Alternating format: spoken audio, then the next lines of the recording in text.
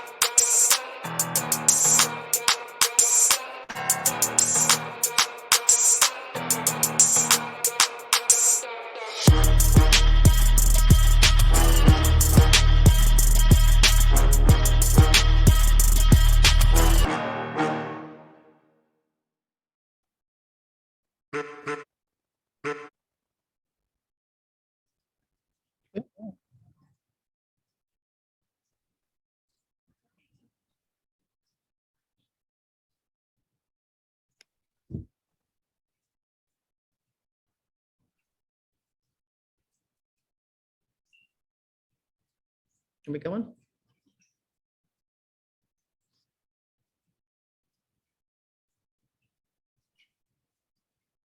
You got it? We got it? Mr. Fred? Yep. Okay, we're already at the Omega slide now. Okay, so let's go to our front slide and I will welcome everybody to the CEAC, which is the Cinema Esports Alliance Corporation. This is our community activation and community engagement webinar.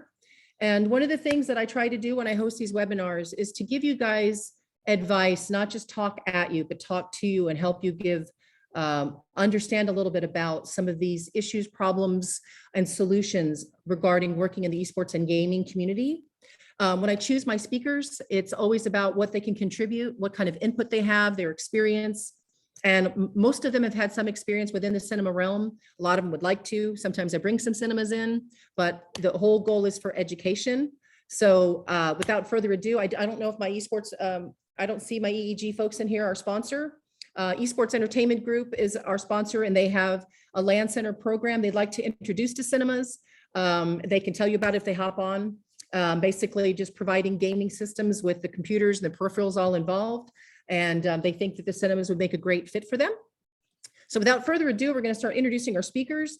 And what I'll do today is I'm going to introduce you guys, tell us a little bit about your background, what you're doing now, and then what does the phrase community engagement mean to you?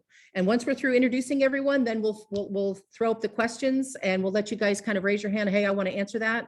And then when you're done answering, any other panelists jump in because you guys will have similar input and you'll have some maybe, additional input. So without further ado, let's throw up our fabulous first speaker. Do I go now? Do I go now? Go now, baby. It's all you. Hello, everybody. My name is Malcolm Coley. I am the Chief Technology Officer of Futures First Gaming, where our sole purpose is to bring Black and Brown kids into technology through gaming and esports. We are an educational technology and a esports entertainment company. We are STEM.org accredited. We work with high schools, state departments, workforce development programs, community centers. You name it, we've probably worked with them in some capacity. We filtered maybe about 600 kids in our ecosystem in the past 2 years. And yeah, we're looking to do so much more. We just recently made a partnership with Wilmington University in order to create a pipeline throughout the state of Delaware into technology certificates, degree esports program, and college credits as well. So we're doing some things out here. Woohoo. And what does the phrase community engagement mean to you? People. When you talk about community engagement, you're talking about people, what people's places and things, and how we can interact with them in order to make these people, these said people, better, right? That's what community means to me. How can we bring value to these people every single day of the week? You know, that's what community means to me, is people. Without people, there's no community. Awesome. All right, next panelist. Who do we got? Who do we got? All right, Chris Mann. It's actually you this time, Chris. Hey, I know. Go figure. Hey, everybody. Chris Mann here, Chief Operating Officer at SubNation. Great to be here with you all today. SubNation's a gaming and Web3 venture studio focused on the intersection of physical experiences and digital worlds. So our main remit is to design, develop, and invest in creative IP, gaming video content, and different technologies that fuel the metaverse and disrupt traditional media, entertainment, retail, hospitality, and financial sectors.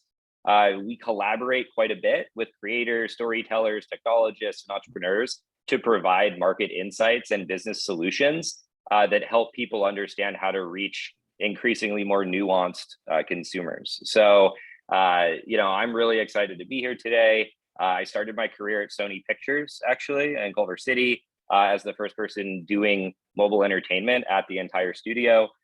So my 20+ year career has been all about motion picture and television development, launching Crackle back in the day when online video sites were all the rage.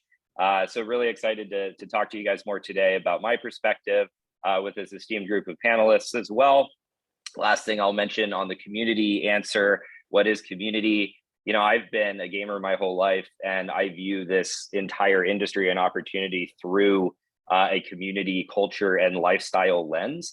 So for me, and I agree with what Malcolm said, it is about the people, it's about providing infrastructure and being a platform. And, I think some of our other panelists can speak to that, to help empower and enable them to share their joy, share their passion, and really help brands as well as additional businesses within various industries understand how to unlock the power of community.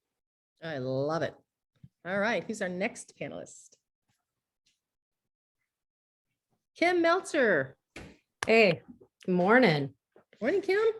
Morning. This is really exciting. My name is Kim Meltzer. I am the CEO of Destination Esports. I'm also known as the Esports Mom. I have been in the esports and video game community for 12 years, having helped build out the Call of Duty franchise from Black Ops back in the day. My focus has been on my 25 years in the hotel and hospitality industry, having built live events for a very long time for multiple different clients around the world. My focus today really is destinations getting to know esports and esports getting to know destinations, and creating a bridge between the two worlds that don't speak the same language. My claim to fame with cinemas is that back in 2016, Twitch and Vainglory had their first mobile esports experience, and we put it into tournament play. And I was able to bring it to the Chinese Man Theater back in that December Worlds event, and had the experience to interact with the Chinese man's infrastructure and how to create that amazing world's experience that has been known as something that has gone really well. I'm really excited about community. Community is based on the 90% of the pyramid of esports and video gaming, which is the billion fans that are out there. And it's all about the experiential and gaming experience that they can come to that interacts all of the five senses. And with that, it's really exciting to be a part of this great panel. Thank you, Kim. All right, next up on our esteemed list, who do we got? Who do we got? We got Malcolm, Chris, and no, Catherine. Oh, Lord, we've got Catherine, this young lady. Hello, hello, hello. Thank you for having me, Heather. It's coming here is like going to Thanksgiving dinner with your family, you know, like really great to see each other for a little while and they get on each other's nerves. But anyway, I'm so happy to be here along with all my friends. A little bit about myself. I am the founder of Esports College and Career Pathways. My mission really is to find a safe and secure and supportive environment for gamers to pursue their dreams.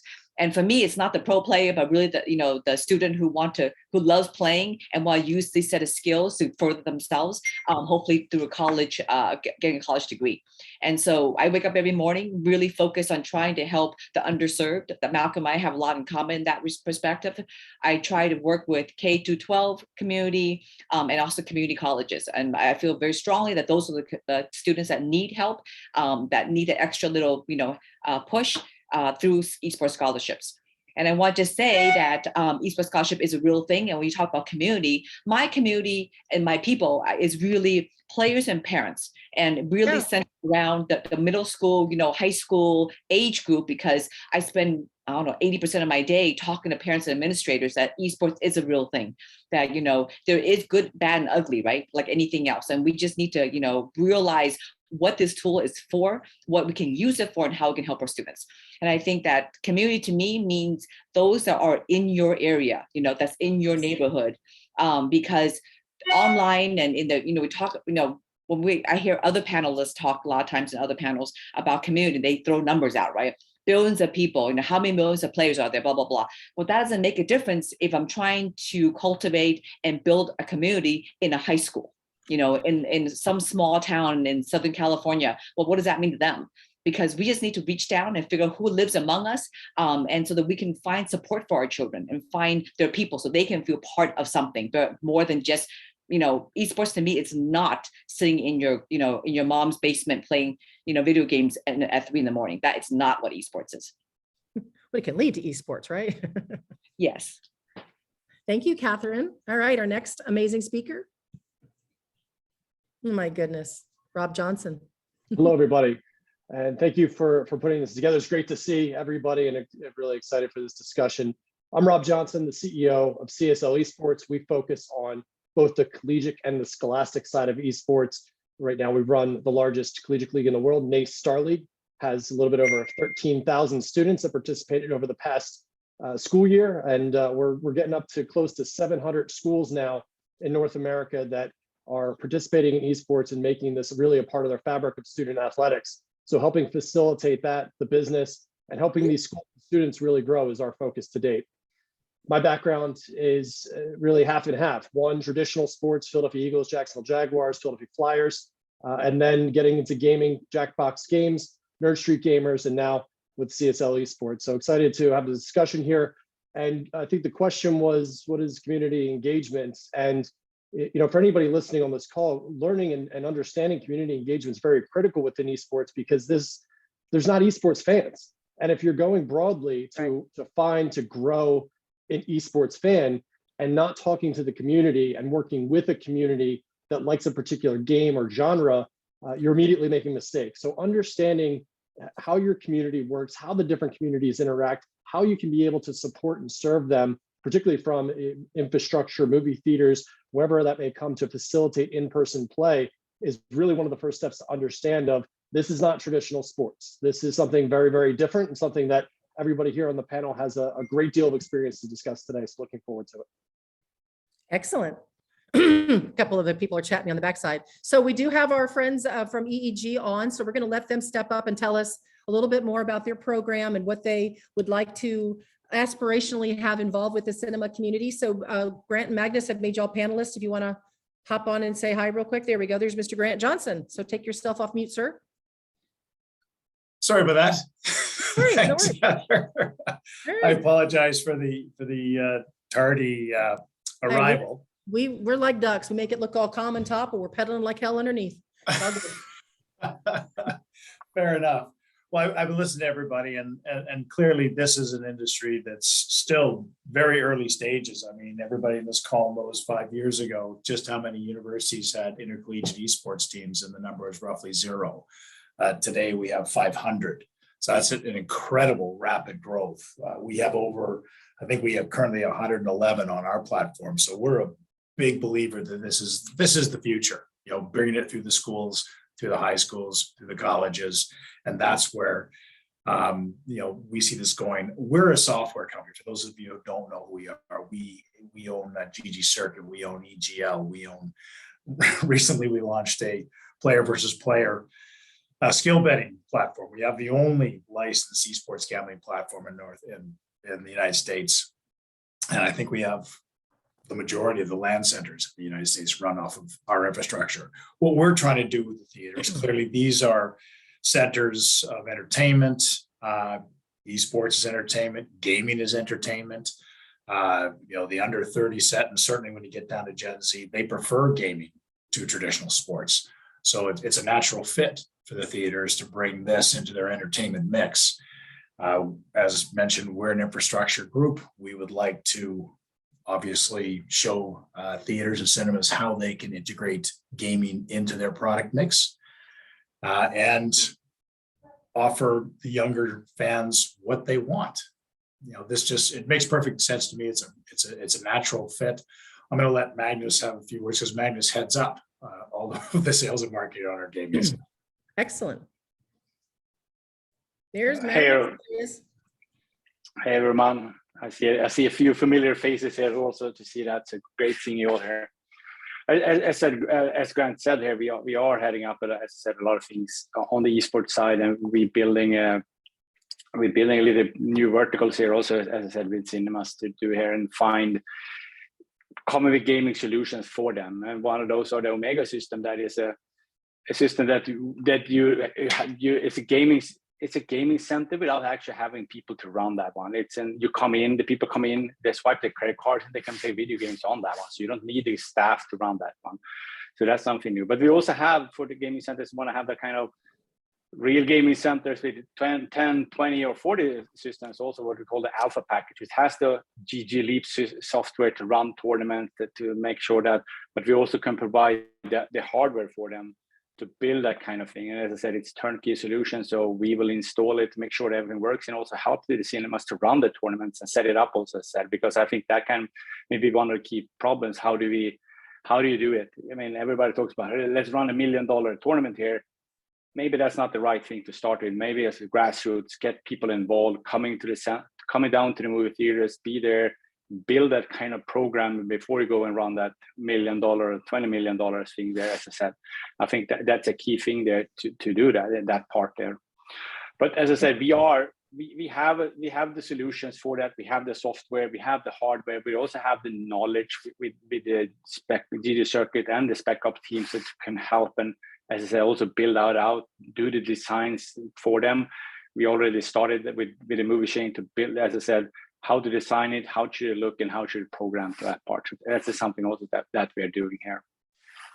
So will you guys go ahead and put your contact in the chat? That way, if any cinemas that are attending want to reach out to you, I know that they want to know, can you give them some sort of rough pricing? That's always important. And they are always going to want to know, hey guys, what's my ROI? How do I know what kind of throughput? Have you guys done that work yet to say you need this amount of people coming in to make your money back on these systems or working with us? And then one of the reasons I'm glad that you guys are my sponsor is, how does that work with the community? How do you guys work with the Robs and the Malcolms and the Catherines and the Kims and the Chris Manns and say, you guys, our community, using the EEG platform, how do you make that all work for the cinemas, large and small? So that'll be kind of important for this group. And yeah. So without further ado, we'll start to throw our questions up, and then everybody that's attending, if you want to ask questions, you can raise your hand, you can throw in the chat. Fred, who's on here, will see your question and we might move you to the panelist if you want to chat lifetime.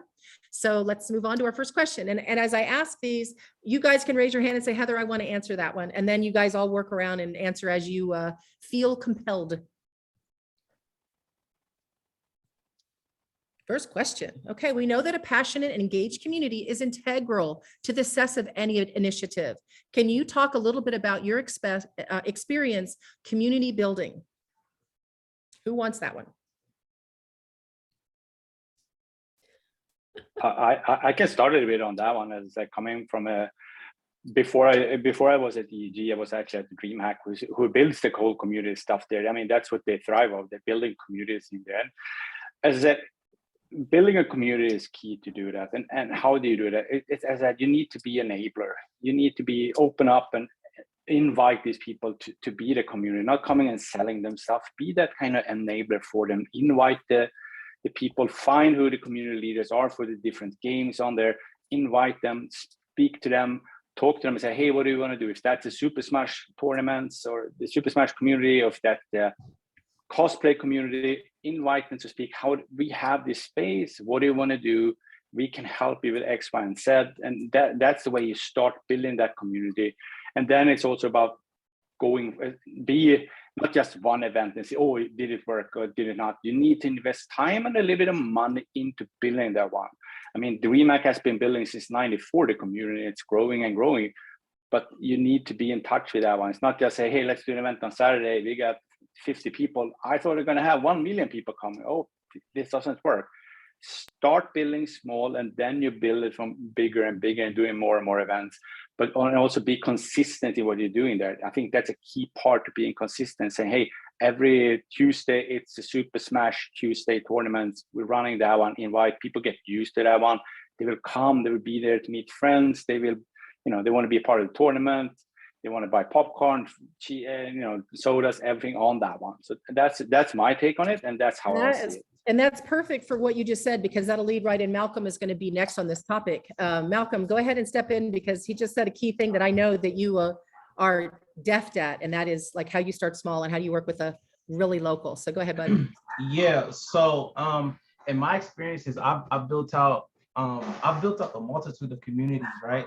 And especially, in the arenas in which I've built up these communities, right? And it's, just like you said, Magnus, starting out really, really small. And when I say really, really small, I mean to the point where we're integrating our programming in community centers, where we're actually physically knocking on doors and handing out flyers, where it's like, hey, we have this event coming up, because a lot of people tend to rely so heavily on digital media, which is a great medium in order to get information out. But when you're talking really, really, really grassroots and serving certain communities, a lot of them are just not on social media. So how do you grow your community and really engage with your community on that grassroots level? It's literally us going door to door, hand in hand, handing out flyers. We go to schools and we actually talk to the principals. We talk to the administrators. We actually talk to all the legislators, on a local and statewide level, right? We're at all of the PTA meetings. We're at all of the, like I said, community centers and after school programs. We're really getting into the nitty gritty and in the trenches. And also, we just happen to look like the community that we're serving, right? So that builds another connection where you can really pull the heartstrings of the people in which you want to connect with, right? I see a lot of times that people don't really know how to connect to the heart of the people, right? Which we've been able to do over a multitude of times, whereas like, hey, for instance, when COVID had came around, right? And there was a rise in teen violence here in Wilmington, Delaware, we were able to literally hit the streets and talk directly to these kids who had these guns and say, hey, instead of you carrying a gun, how about you pick up a controller? And actually some of those kids are actually doing really, really well now. So we have the ability. Yeah, we have the ability to have that type of connection, right? And when you have the ability to have that type of connection and to pull at the heartstrings, and also be able to be the conduit between them and these bigger corporations, whereas like, Discover Banks or, your Barclays, and you can be that conduit, that middle area. The cinemas as well, it's having events at the cinemas. We were able to bring these kids directly to the cinemas and show these bigger corporations like, hey, this is how you do it, and this is how you can really put your money where your mouth is, especially in the esports and gaming lane and with the cinema. So, that grassroots thing is so essential to build a community. I love that. Anybody else want to throw your 2 cents in there? I will too, if you want. Okay, go ahead, Kim, and then Catherine. Okay, fair enough. What I wanted to say, Heather, which is really, it's hard to define things when you're in 2 different worlds trying to create one experience. And I think what I want to say more than anything is, if you go into a cinema, and you know this better than I do, there are things you look forward to. You're looking forward to coming to the experience, right?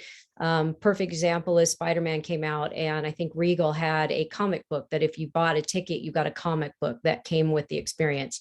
And then you're going because you want the popcorn and you want to have all the things that you don't have at home because it's not the same. And then you're going to go and you're going to experience the movie. And there's always some kind of an activation or experiential component to it where it brings in those attendees to buy those tickets, right? So gaming is no different. It's digital advertising, but it's also going in and experiencing maybe a watch party, which they could start off with very easily, to learn how to create those where you're bringing in gamers to experience a gaming competition, and they can come in and get something that they wouldn't have anywhere else. So they're going to come for the popcorn and the experience. They're going to come for the technical movie of watching this gaming experience. The community wants to activate. They want something they can use their 5 senses on and then build it out inside of what's already structured inside of the cinema. So we've got to start with something that is easy to understand from their perspective and build that out into more and more of an activation that's going to take someone like Rob to come in, or Magnus, or anyone that has some kind of special skill set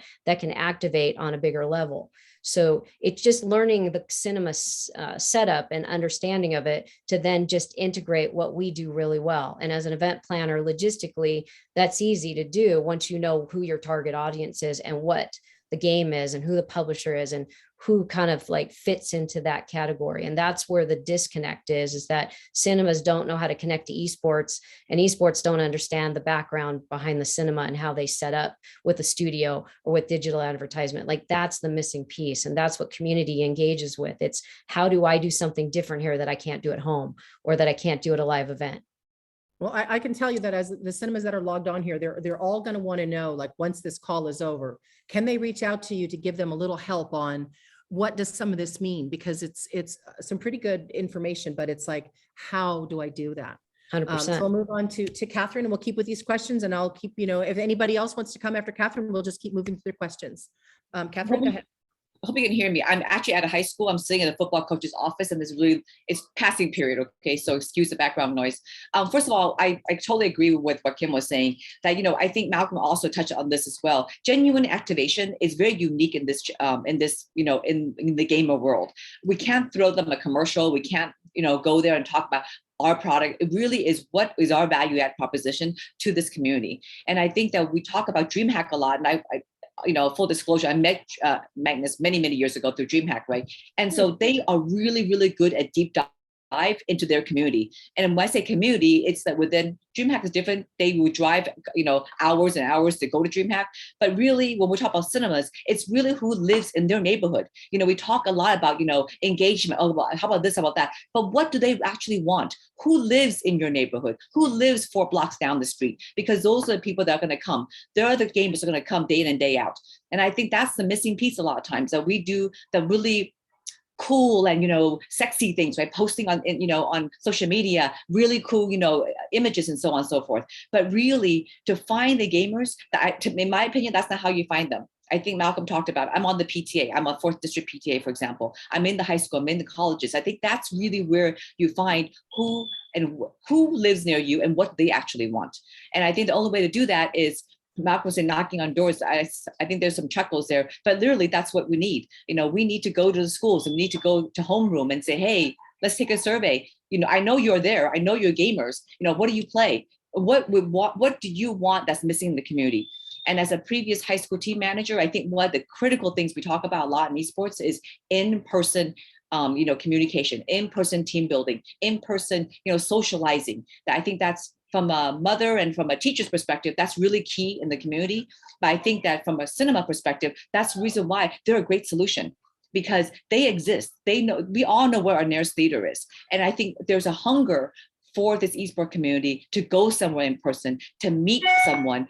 There's so many parents, for example, I do these panels about, talking to parents, right? My child plays Rocket League. Okay, but he or she owns a one-person player. They need a team. Where do I find teammates? And who are these teams? Who are these teammates online? And they're afraid. They're petrified that their kids can go out there who's 13, 14, 15 years old, playing on a team and don't know who they're playing with, don't know what's the interaction is going to be. And I think that this in-person activation of cinemas, in my opinion, is a really great way for parents to fully understand the community, who their kids with. I have college age kids right now. And I wouldn't want them when they're 14 years old to go into a room somewhere and play with God knows who, and what are they talking about? So did you have your kid when you were 5? Thank you. This is why I love Heather. Okay, we've got next up Chris Mann. Chris is gonna close this topic, and then we'll go on to the next question. Perfect. Yeah, great answers from everybody so far. I just wanted to build and introduce a little bit of the way that I think about all of this. It's called the 5C framework. It starts with culture, which can be defined as fashion, film, music, sports, gaming, tech, art, anything in those different verticals. Culture informs content, and content is what starts to proliferate community, which creates a conversation and that ultimately leads to commerce. So for cinemas that haven't necessarily evolved, it's a box where people come in and watch movies, essentially, that hasn't changed in decades. So in order to compete with increasing, entertainment forms at home and get them back to Friday night, Saturday night movie nights and hanging with their friends and all that, we need to start thinking a little bit differently about how you create and build that community. And it all starts with culture and can lead to commerce if you have the right strategy. Excellent. God, you guys are so awesome. I just love you all. Okay, next question. And then Rob, we'll start with you with the next question, so you better be ready. Next question. Okay, it is. Okay, we all know that, esports and competitive gaming in schools, perfect, has become much more common. How do you engage with those communities currently? And then how can a cinema-based event be part of that conversation? So even before we talk about engaging with the students and how to get them into theaters, we have to look at the challenges to even form these high school teams. And we'll start with high school here. Okay. And some of the pushback that we'll get and some of the pushback that many and even theater operators might see is, well, esports is just more screen time. And, we hear that often and we hear it less and less. But really the focus is, first off, let's talk about what esports can do for high school. And that way it's communicated to the schools or the regional areas that you may be talking to that can help bring this community in. These kids are going to play games no matter what happens here. And even in college and the schools that we survey, 80 to 90% of incoming freshmen identify as gamers coming in the door. So if they're going to game, if there's not an infrastructure available at the school level, even a youth, the ability to play amateur within a youth structure, if that's not available, they're just going to go off and do their own thing. And then you don't know if one, and who they're playing with, one, but two, that you can't focus the energy into many of the things that student athletics does well. And that's, working with other people and, really areas of mental health and physical fitness, to be able to perform, to be responsible for other human beings, things that are a core part of student athletics are being skipped over by just saying that esports is more screen time. So getting to how to engage with that community, these cinemas, and listen, there's going to be an investment for infrastructure. There's no way to beat around it. To be able to have the right circuits for internet, to be able to have an experience to activate people off their couch or out of their own comfortable gaming centers, it's the same problem that traditional sports has. It's very difficult to activate a human to do something today. And Netflix, I would say, started this off. Cheap entertainment. There's only so many hours in the day that entertainment can be consumed. So how is your offering to the community going to activate those people? Now, how to act with the community? One, I'm going to guess with the amount of high schools that exist with esports today, somebody within your area is already working on this. Start a dialogue with principals, the superintendent, find out where the problems and pain points of high school esports is taking place, because many of these schools are going to have it. What you're going to hear is we don't have enough time, people, or a place to play. And more we run into just the equipment for some of these schools, and the access to be able to participate is a huge problem. This is something that cinemas can solve. Now, again, building infrastructure and esports infrastructure, and for each game will take a certain amount of investment to get to that point. However, engaging with the community starts really with the school system in many cases, to be able to look at the pain points of getting what many schools now know is this is what we need to invest in as a group. We know that we're going to reach kids. We know we're going to get them into, one, many of these kids are in STEM, particularly when they go to college and participate in esports, even graduate college with esports. So whatever it may do, there's a higher percentage that are participating in STEM, which as far as a career, whether they go to higher education or not, will allow them to be able to fit in and to grow as a human and as an individual. So many of these infrastructure projects have existed. We just need more, and we need more people to be able to invest in it. The community's there, and there's pain points, particularly within the school systems and even within collegiate. And if you have a college that's looking to recruit, that's looking at 80-90% of the students coming in gamers, and they don't have a place to play, then provides another opportunity as well. And something else that I think is not really touched on is these people could have jobs at the cinema. I mean, what better way to start your career is to maybe go and be some sort of, I call it rip the ticket and number theater 7 to the left. Now it's scan the ticket, number theater 7 to the left, but you could have a job there. And then when a cinema does want to have some sort of esport, a game, program, event, tournament, series, you got somebody there who's already actively involved in the community, right? So you just bring in your friends to come in and hang out. So there's something there, right? The cinema say, hey, maybe it's new staff. Because and I think that everything that Rob was saying is like 100% spot on, and I think that you could take it deeper. When I had a lot of conversations at the ICTA, we were talking about how can you make a cinema a place for workforce development, right? There's a lot of state funding that is coupled with workforce development, right? And with our program, and I'm hoping that other programs like ours can be implemented across the country, right? We are implementing, the workforce development through esports, right? During the day at a cinema, you're talking about high schools and, colleges, right? But then at the high school, like how you're talking about, how can they get a job at a cinema, rip the ticket, theater 7, right? Well, what's deeper than that, right? How can I utilize a cinema as a place for workforce development through esports and help to build that infrastructure within the cinema through workforce development? And I think there's a huge opportunity with that one particular piece. And that will also,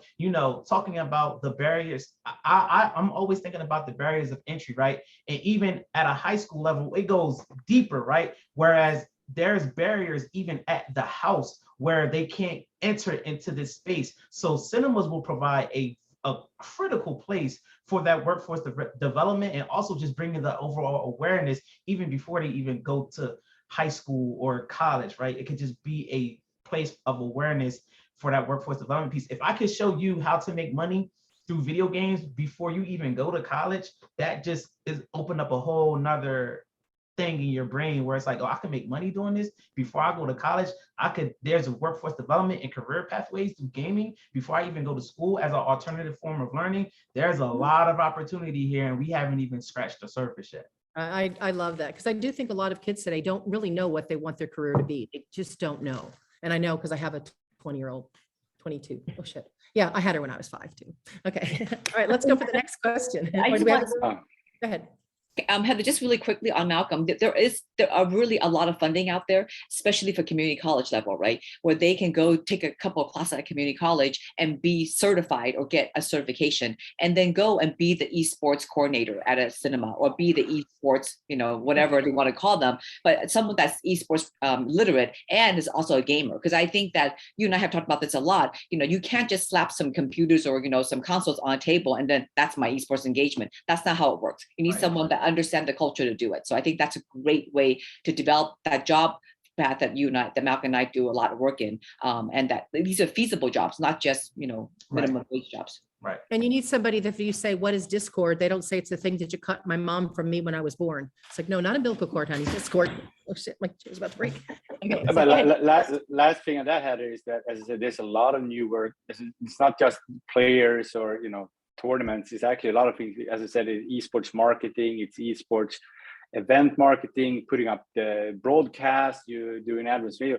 I mean, it's opened up a whole new thing of just a new workforce, as I said, new work roles to do here. And esports isn't just gaming, you're a player. There's so many more things. And if you're a cinemas, can have the people come and build the event, they build the stage, you do the broadcast. you can build that, as I said, coming back to the community, the people come there and do that. They want to learn things there. And as Malcolm said, start work with the schools. I think that's the heart to do that. Set up a community league, run it with the high schools. We're doing that in Massachusetts. You have 60 teams from 6 different schools coming in. They have 1 hour per day, 1 hour per week to train. And then there's matches on the weekend. There's ways to build that, and people, as I said, and then you have people supporting and building a stage, somebody referees and all those kind of things. So and these are transferable skills. These are transferable skills, right? Like that back end production when we were at the CECC a couple of weeks ago, and I had the opportunity to see that back end production. These people who are producing these events on the back end are making hundreds of thousands of dollars to put on these events. And to your point, Magnus, man, these skills are transferable. They could use this. And to Chris's point, with all the culture, right? All of these skills can be used in every single form and fashion of culture, right? Across the board, in every industry. I mean, it goes back to, once again, I think we reference CEAC a lot, but I think CEAC does a lot of things. But they have all this kind of crew. It's a volunteer people coming on board there. I see so many people that started as a volunteer, did production, did the easy work, and then move on. And I know so many people that started as crew that now are actually freelancers that travels the globe to do esports events in there. They've been growing. So it's cool to see. And as I said, there's a living out of the esport, not just playing, but there's so many other things around that helps there.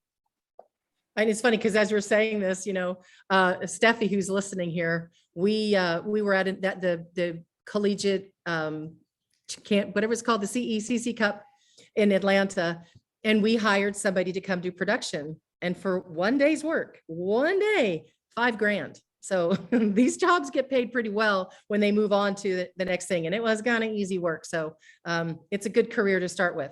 So let's go on to the next question. And we actually have a question from Mark Lewis. So Mark, I'm going to go ahead and ask it now, if you don't mind. Hoping to better understand the world of gaming clubs. Are they most commonly formed or sponsored organizations like Super League? How do we encourage these clubs to use a movie theater venue for their events? Who wants to answer that? Thank you, Mark. Sometimes you don't have anywhere else to go. Like, where else do you have to go? Like, in a lot of counties, there's not a LAN center, right, where you could just go and play video games. Like, of course, you could bring a whole bunch of consoles to somebody's house and play, but where are you going to go? There's not many places that you can go where you can actually facilitate these clubs outside of a school, maybe. But I'll add. Go ahead. Okay, I was just going to say, actually, on the heels of that, if we take a reference back to sports, and all the schools and theaters know all about sports, there's not a town in the United States that doesn't have at least one baseball diamond and one football field. In Canada, there's not a town that doesn't have a hockey arena. You can't say the same thing for gaming and esports. I mean, in the United States, there's maybe, and I'll be generous here, maybe there's 800 centers in the entire country, maybe 900 on the whole continent. So to Malka's point, it's accessibility. It just doesn't exist. Mm-hmm. It's almost a field of dreams kind of scenario. If you build it, they will come because there's nowhere else to go. 100%. So the theaters, we talked about the high schools a minute ago. Some high schools have the budget to buy this equipment. It's expensive, as Catherine knows, and actually everyone in this call knows. It's expensive. So most high schools don't have the resources to buy this equipment. So if you, as a cinema, have the equipment there, I would be shocked if the majority of the high schools in your area didn't immediately try to book time to be in there training at your cinema on that equipment. And you would get the spillover activity would come from those students being in your building.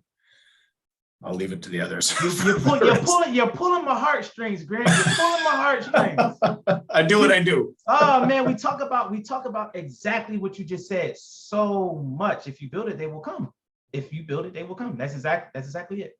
Yep.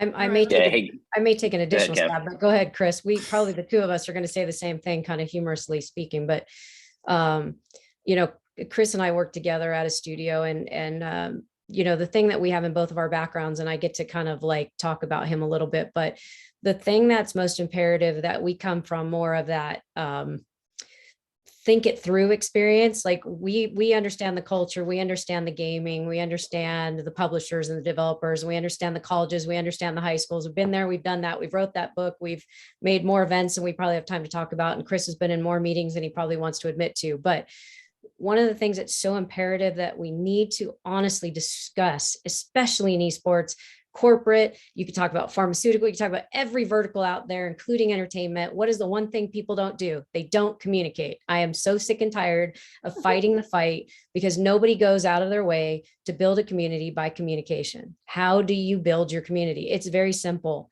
If you have a cinema that is within a range, like they were saying, of high schools and colleges, we need to create a moment to get everybody together and talk about what are their milestones, what are their things that they're looking for, what do the kids want. You're always shooting for something that you want, but you forget to realize that there is a buying customer at the end of the day who's going to be there to be a part of that experience. Your ROI, everything that you deal with, has zero accomplishment unless you're communicating with those that you're trying to bring to the table. These experiences that we're talking about are not temporary. You have so many problems out there because everybody in the college and high school world don't have space to be able to host a LAN center. Even in the STEM classes that they have, they don't have space to put these kids at. Colleges have too much going on that they do not want the responsibility to put equipment in. If a cinema wants to create a relationship within their community, we need to build out exactly what everybody does. Communication within the community to find out what's there, who's the key players, who are the stakeholders, how does this work? And at the end of the day, what do the kids want? Because now it's not a guessing game. Now it's a reality of what do you have and how do you build it out? And then you can build out an infrastructure that's going to support everyone within that community. And now you're not playing a game of can it work, can it not work? Do I get internet? Do I buy into a software company? Do I need a LAN center? All of these things we can do to help you once we learn your community and your destination. And with that, Chris, I know you'll go further. So. Yeah, no, well said. I mean, the only thing I would probably build on that and say is we have done a lot of events, not just at third-party studios, but in conjunction with, for instance, Man Chinese, TCL, and Hollywood. And part of it is just providing the infrastructure, the computers, the setups, the things that a lot of these folks don't have. And that's as simple as working with, for instance, Rob in his previous role as CEO at Nerd Street. They provided a lot of PCs and different things, and they would deploy them all over the country to allow and basically enable people to have local event experiences. But the key is partnering and understanding, as others folks have said, who the local tournament organizers are, what those groups are, and you don't come in and tell them how to do events in their community. You let them do it and you empower them. So for the sake of time, I'll leave it at that. Yep, 100%. Okay, so let's go. We got a couple more questions before we, anybody that wants to have a question, just go ahead and throw that in the questions. We'll throw it up there. As you can tell, this group has the answers. Go ahead. Next question. All right, community building tactic that can work with their perfect question. With a modest budget, what does that mean to you guys? Help them understand, what does that look like? And when we say modest budget, the cinemas are used to selling movies, which are marketed by the studio.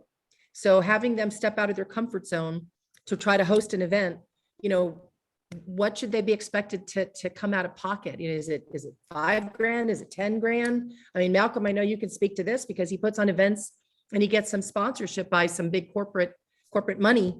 So let's see if we'll get Malcolm to start with us, and then we'll work around the room. Let's go Malcolm and then Rob, and then we'll work way backwards, because I think these two have some good comeback for that. To be honest, it depends on the scale of the event. So for us, when we initially rented out a theater here in Wilmington, we looked at around, we actually had a partnership with the theater initially, where they gave us a discounted price to rent out the venue. So, if anybody who's listening, if you want to make a partnership with the esports company, they will be more than happy to make that partnership with you. So initially, we spent maybe about $3,000 initially. That came all the way back and some, right?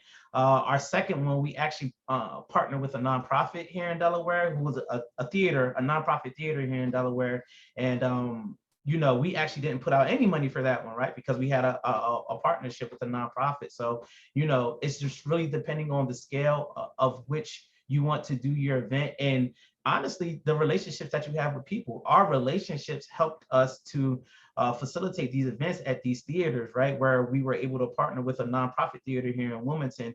And, you know, it really goes back all the way down to community. Who do you know in your community, and what type of resources do you have in your community in order to facilitate these type of experiences for the people, right? And our relationships carry us very, very far because we have some great relationships with great people. And we were able to have our tournaments at scale because of our relationships in our community. Okay, Rob, you jump in on that one. And Malcolm hit on an important point, you know, particularly with a modest budget, you don't have to pay for advertising. This is Right. something that if you work with the community, Mhm. they'll be able to support your event. But let's talk about budgets and dollars here. So when you're moving a computer into a room it wasn't meant for, three things usually fail. It's the air conditioning, it's the power, it's the internet. All three are really, really important to hosting an esports event. Minus if you had, you know, Mario Kart or Smash and you're using Nintendo units, a little bit different. But for the most part, the cost of being able to make sure that you have the right amount of internet, I know, you know, depending on the theater and the location, that may be something that you have to invest in just to start. So whether that's a modest budget really depends on where you're starting from within that venue itself. Obviously, if you have a venue with higher traffic, you're likely to get higher traffic. This is why when you're building any esports or you know, something, if you build it, they will come into places that haven't historically worked well for entertainment broadly, they don't really do that well. So, you know, where a modest budget start is, well, what are you working with in the beginning? And making sure that the power requirements are there, which could be expensive or not. And certainly the internet is capable of doing what you're going to need to do it at scale with future capacity as well.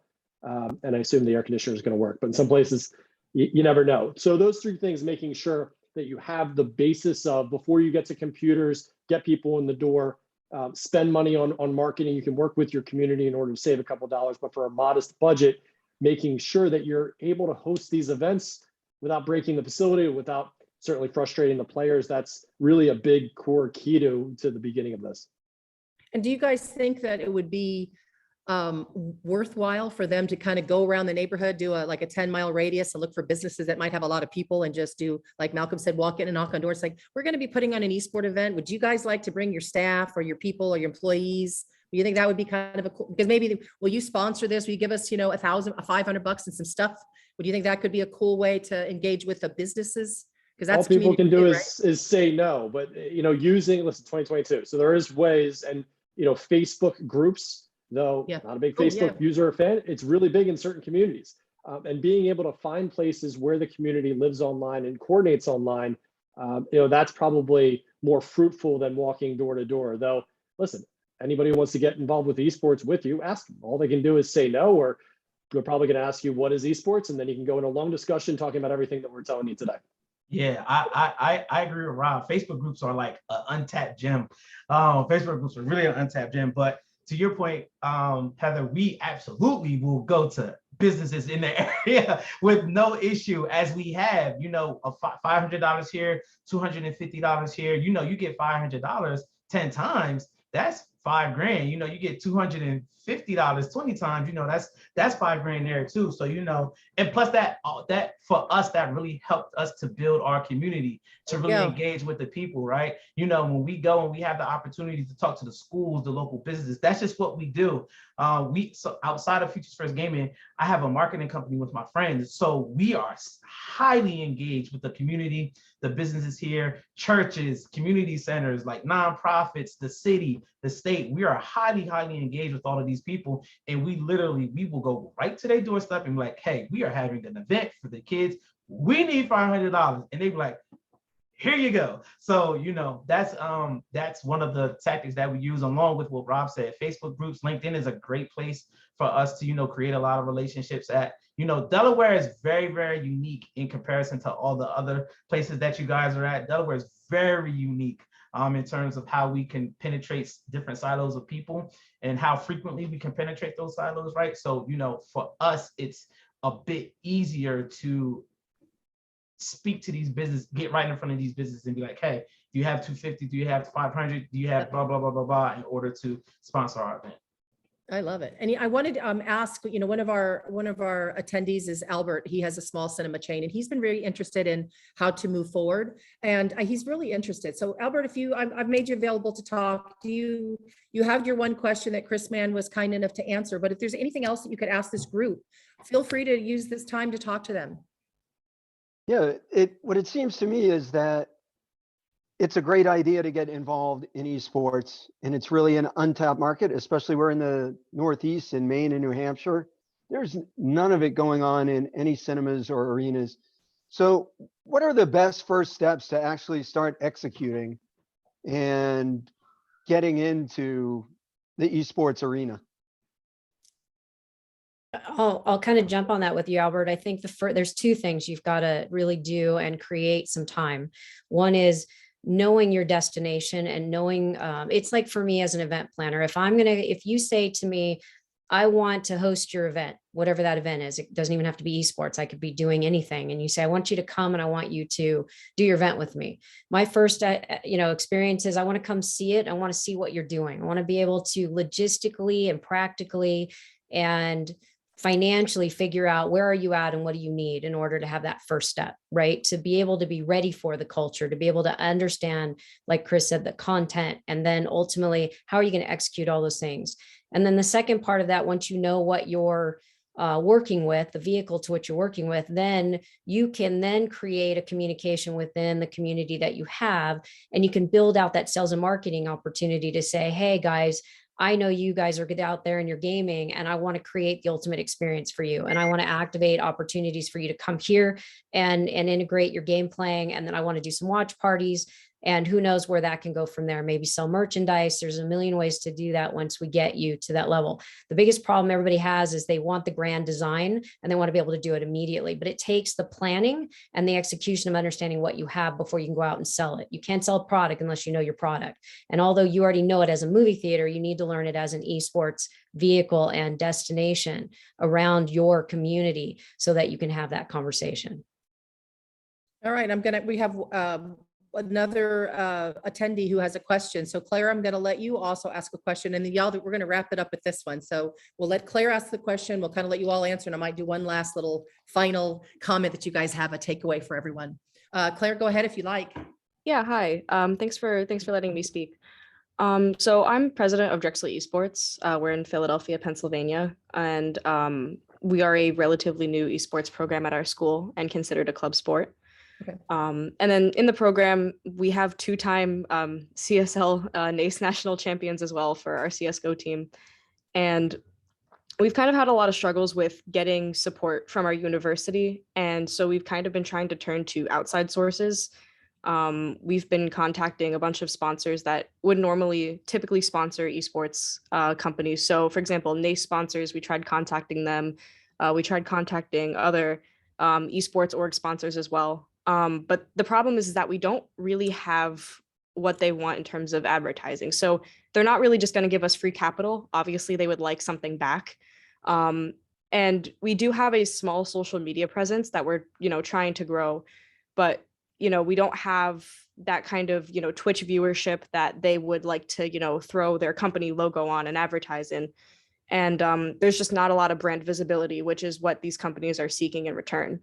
So as hard as we're trying to, grow this Twitch presence and our social media presence, it's all kind of just happening at once. So we're kind of in this bubble of, companies don't want to work with us yet because we're not big enough, but we can't really get that bigger without resources. So why don't you go to your local cinema and talk to them and see if they'll be your partner? We actually haven't considered cinemas until I came to this panel today. I know there's a few cinemas near here. There's one in New Penn, one in the Fashion District. But well, yeah, feel free to reach me directly, and if I know any of them, I'm happy to make the introduction, because what I'm gathering here is you're going to be the answer to what some of the other people consider the problem. You can say, look, I've got this community. Maybe they would be the one saying, hey, we want to sponsor your jerseys. We want to be giving you something. We want your people to come in. So Maya Cinemas, who's on here, they live next to Fresno College. And I had encouraged them before the pandemic, maybe y'all should go, do something with the Fresno esport, org. So take that initiative to flip it the other way and say, hey, you can knock on their door and show them what you guys can do as far as bringing something there. Hey, we just want to come here and practice. We just want to come here and hang out and do our socials. We want to throw something on a screen on Tuesday night and come here and hang out. That might be the way to come at that. And Heather, let me add just one more thing too, which is really funny that no one has really pushed this. And Claire and anyone within the realm of the community, they are influencers. They are definitely someone that has followers. And one of the things that these sponsors love is they want content. They're not the greatest at TikTok. They're not the greatest doing some of this social media campaign. So one of the greatest things that you can deal with a brand, not that all of them will bite at it, is being able to create a relationship where they can build brand engagement, brand awareness within the community, so that if an HP or a HyperX or someone wants to integrate, they have the capability to be influencers. They just don't know what they're tapping into because they've never really valued their own capability to be able to make a difference in sales and marketing. So there is opportunities always for brands to jump in. They just need to know how they can get something out of their sales portion of the marketing being influenced by these kids who buy just as much as we do. I'm glad you said that, Kim. Because I wouldn't even go that far yet, right? I will find three people on campus who got 20,000 followers and be like, hey, can you work with us? I like literally, or I will find somebody there at Drexel. You're right down the street from us. I know for a fact there's 4 to 5 people on your campus that has 50,000 followers, right? I know it for a fact. Find a pretty girl that has 50,000 followers, like, hey, can you talk about my sporting event? And literally you just start there and just build from there. I will not. You're in Drexel. You're like, I know that area very, very well. There's a ton of businesses that you could just literally like, hey, I'm having an esports tournament. Would you mind bringing some? It doesn't have to be a monetary thing. Can you bring like 10 sandwiches to my esports event? Or you could go to a random bodega and be like, yo, I need 2 cases of water. Could you bring them to my esports event? And then along with that girl who has 50,000 followers that's promoting your event, and you just kind of start small. If there's a will, there's a way. And I know 100% that there's a way. I totally agree with you, Malcolm, there. I think it's working locally. You work with a local sponsored, local, as I said, shops in there. Activate with those, as I said, in that kind of create content for them. Don't start with money all the time. Start with value and kindness. Said, can you get sandwiches? Starting that way to build that business. Because if you go to HyperX, it's a global brand. They want to have global viewership. They want to have that kind of millions. That's why they go to the ESL or do all that. You need to work with the local things. That's where you start on that level. Don't go to the biggest ones or the national ones, because you don't have a national audience. You don't have a global audience. You have a local audience, and you have those with the schools in there. So work with those local shops that they have, because they have money to that. Yeah, your car dealership and say, hey, we got an audience that's buying cars. We got your local banks. We got as Malcolm says, we got people who are needing to learn financial literacy. So that might be the way to, what should I offer a local company? That's a good question. The ability to come and either hand out stuff, have a speaker there that wants to talk to that audience, a super small audience. Sometimes you can get a lot done because you're getting one-on-one time with them. So for $500, it might be very valuable for them. Yeah, and you're a school, you are a college. What happens is that I think you got to change your narrative a little bit. If you were able to use education as a gateway towards people coming to your events anyway, like creating the pathways where it's like, hey, if you had people who were into esports, how about you bring them to our esports club thing, participate in our esports club thing, but we could also show you all the great things that your kids or your community can utilize through Drexel in order to help build their educational whatever, right? There's a lot of ways that you can spend that. You're at a college. I don't know any nonprofit who wouldn't want to partner with who wouldn't want to partner with a college. I mean, you just got to change your narrative a little bit. Woohoo. Well, it's going to get us down. Heather, before we close, I want to just say, Claire, shout out to you. I'm so happy that you're leading the charge. We need more people like us to lead the charge. So good for you. Thank you. I'm so glad I got a chance to let you speak, Claire, because this is probably an opportunity you might not get very often. So that's awesome. So let's do one last, I work around the room. Catherine, we'll start with you. Any parting comments, and then we'll go to Kim, we'll go to Malcolm, we'll just work our way down the room. So go ahead, Catherine. Just really quickly, I think that we're circling the drain, right? That we all need to know who lives in our neighborhood, what do they really want. I think that's the bottom line. And I think the college and the high schools and the PTAs are a great way because they have a built-in community, they have a built-in population that they serve, and they will know their population and figure out how, what your value add is with their population. Ooh, love it. Okay, Kim, next up, sweetie. I just want to say cinemas are amazing, and with the ability to figure out the infrastructure within the cinema to work with the infrastructure that's needed in esports, it's not difficult. It just needs to have a lot more communication, and hopefully as we are all here to help, we each bring a piece to the table. And for me, it's knowing your destination and it's knowing your audience and being able to activate as such and understanding how each works. And once you understand that, you can go out and really build an amazing relationship with your community, and it will be very forthright in building out your ROI just like you're looking for it to be. All right, next up, Malcolm. My thing is don't forget about the people. At the foundational level of all of this is people. No matter how you communicate, no matter what type of venues you have, no matter what it is that you're trying to offer, don't ever, like how Kim said, you gotta understand how to communicate and touch the people. Like that's going to be your share advantage with whatever it is that you're doing. If you have a cinema, if you have a high school, if you have a community center, whatever, if you don't understand how to touch the people, nothing it is that you're going to do is going to work. So just have a great understanding of how to touch the people and how to talk to the people. That's really where I'm at with it. All right, next up, Chris Mann. All right, thanks everybody for your time today. I'll be brief. Lean on your experts. There are amazing individuals and companies in this space. This esports ecosystem has matured enormously over the last 2 decades. So you need help. You need a Sherpa. Find a Sherpa that takes you into the space effectively. Which sounds like it could be you. You did put your email in the chat, so y'all make sure you reach out. Don't, and I'm looking at here, there's quite a few folks in here that I know that have lots of questions and they really do want some direction. So, you've got a lot of experience, which is great. So, all right, it looks like we're going to get to Rob. I got a whole song. Listen, parting with this, access is a major problem within esports. These facilities, your entertainment facilities, can help solve that. So just think of, as popular as esports and gaming is, it's if ice hockey was the most popular sport in the country and we didn't build ice rinks. Purpose-built infrastructure for esports can work.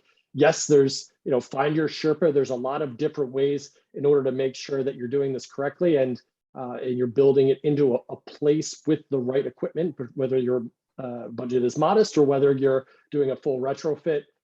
It really depends state by state, community by community, and what is around you in order to make sure it's successful.